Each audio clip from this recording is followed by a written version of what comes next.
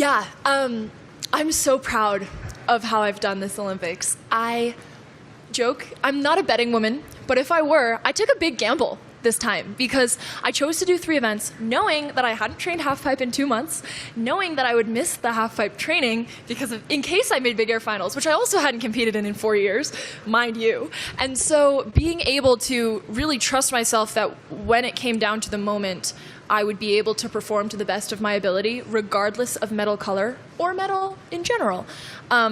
But that's a big bet. And also just the difficulty of competing in 3 events, making finals in 3 events. I had to compete 6 times. And I kind of liken it to a marathon, but the pace of a 100-meter dash. Because every day is the Olympics. I have to give 100% every day. So there's no day that I can just chill a little because every day matters. So I guess what I mean to say with that is I have done something that I took a big risk in trusting myself, and I'm glad that I did. I walk away as the most decorated freeskier of all time, male or female. I have the most gold medals of any freeskier ever, male or female.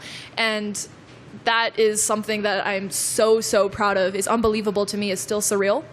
And so I appreciate all the people who support me and who hopefully take up free skiing maybe because of me, or at least maybe heard about free skiing for the first time.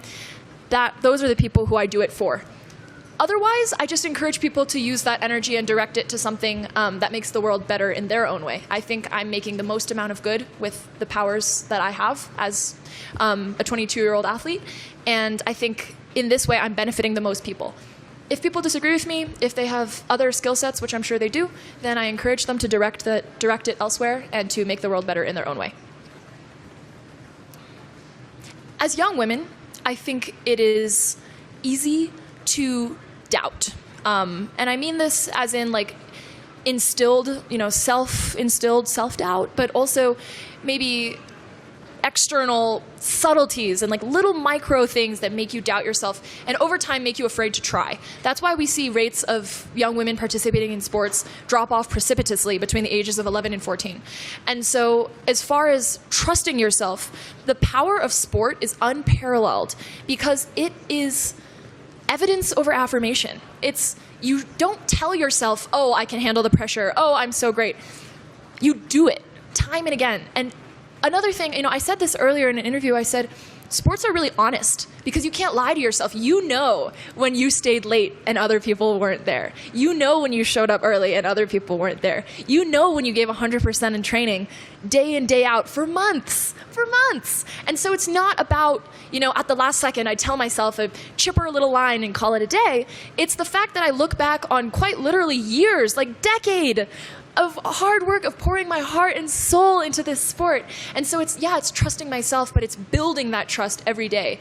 And so that's a big reason why I encourage more young girls to get into sports, because I think that the power it has to build and instill that confidence in people is a really special and unique form.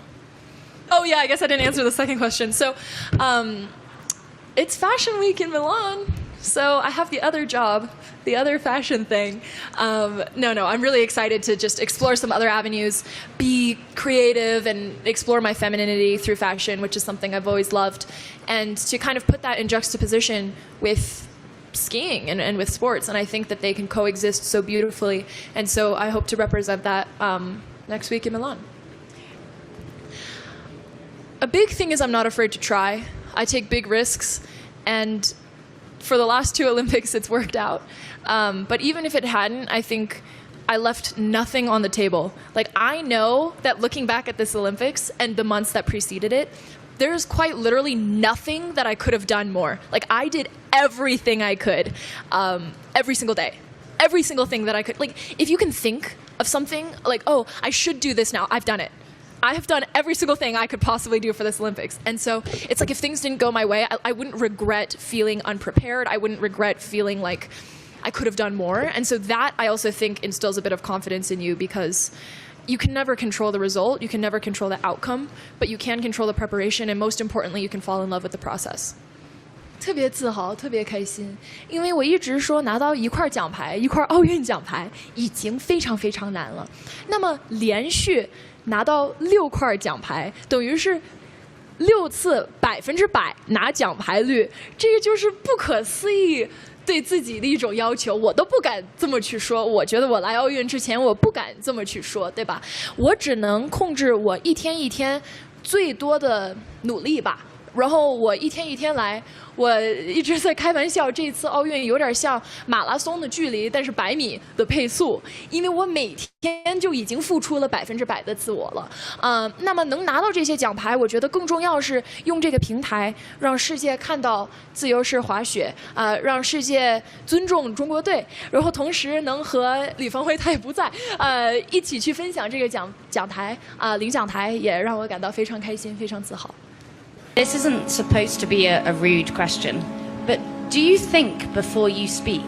Because you answer questions so quickly and so comprehensively, whether it's about geopolitics or your sport or aerodynamics. Like, can you take us into your brain? Thank you, Charlotte. That's very kind. Oh man. Do I think? I think overall I'm just a pensive person. Like I'm an introspective young woman. Like I spend a lot of time in my head, and it's not a bad place to be. I journal a lot. I break down all of my thought processes. I think I apply a very analytical lens to my own thinking, and I kind of modify it because it's so interesting. You can control what you think. Like you can control how you think, and therefore you can control who you are.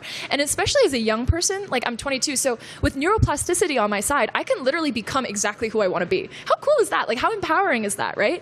And so the fact is I get to become every day the kind of person that me at age 8 would revere. Like I would be obsessed with me today. Are you kidding? I would love me. And I think that's the biggest flex of all time, that you can have like little younger you be proud of you today. And so I guess for me, it's like, yes, I spend a lot of time in my own head. Yes, I think a lot, but it's not really like in an egotistical kind of way. It's in like a tinkering, like a scientist kind of way. I'm always like trying to modify. I'm trying to think, how can I be better? How can I approach my own brain the way that I approach my craft of free skiing, so that I can be better tomorrow than I was today? Yeah, I think for me, global beneficial impact is like my central theme.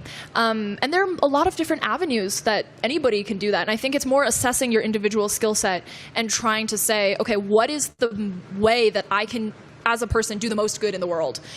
So right now, I'm young, I'm energetic, my body is like physically as capable as it can be compared to 30 years down the line. So it makes the most sense for me to do that through the avenues that I'm exploring now: fashion, sport, and skiing. Down the line, I think it will absolutely take a different form. Yeah, I think as I age and as I grow, and the avenue of highest optimization will change.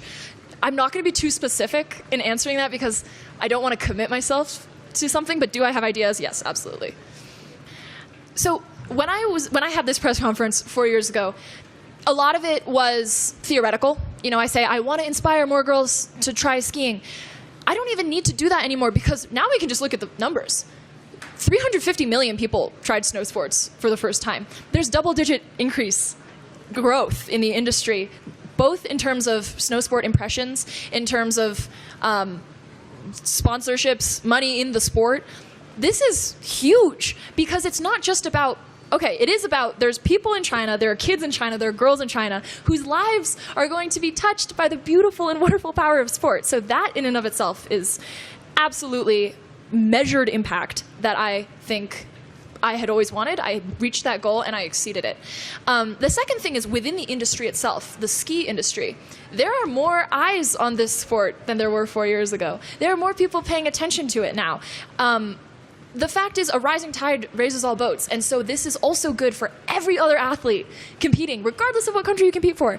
And so that kind of mentality of, I want to bring the sport to more people to hopefully benefit people outside the sport, and also be able to give back to my own community, free skiing, and everybody who partakes in it now. As a competitor, I don't want to generalize, but as a competitor myself, I think the thing we yearn for most is a worthy opponent. I think there's something so beautiful in that. It's not about beating other people, but it's about this sense of healthy competition. That's what sportsmanship is. That's what the Olympics are about. If I went to a middle school and like beat everybody at free skiing there, it's like not exciting for anybody, right? What's exciting is that year after year, we get to see the progression of a sport as the average of everybody, and everybody's average rises, and we all get better. And maybe the people at the top are contributing a little bit more, but everybody is contributing to that growth. And that's something that's really special to me. So do I welcome that? Yeah, absolutely. I mean, I love to compete. I love to win, but I love to compete, and I love to ski. And so if I were to put that in order, I would say I love to ski first, and then I love to compete, and then I love to win. But at my heart and soul, I like to ski. Yeah. And then I know you said that was the last question, but I just want to say something really quickly. The reason I was late is that I just found out that my grandma passed away, and she was a really big part of my life growing up, and someone I looked up to immensely. She was she was a fighter, and I think what's so interesting is that a lot of people just cruise through life, but she was a steamship. Like, this woman commanded life, and she grabbed it by the reins, and she made it into what she wanted it to be. And she inspired me so much. The last time I saw her before I came to the Olympics, she was very sick, so I knew that this was a possibility. I didn't promise her that I was going to win, but I did promise her that I was going to be brave, like she has been brave. And that's why I keep referring to this theme of like betting on myself and like being brave and taking risks. It actually goes back to that promise that I made my grandma. And so I'm really happy that I was able to uphold that and hopefully do her proud. But it's also a really difficult time for me now. So I really apologize for being late, but like that's what was going on. Sorry. G.r.o.w.t.h.M.i.n.d.s.e.t. Yeah, that's my middle name, Feng, for her. Yeah.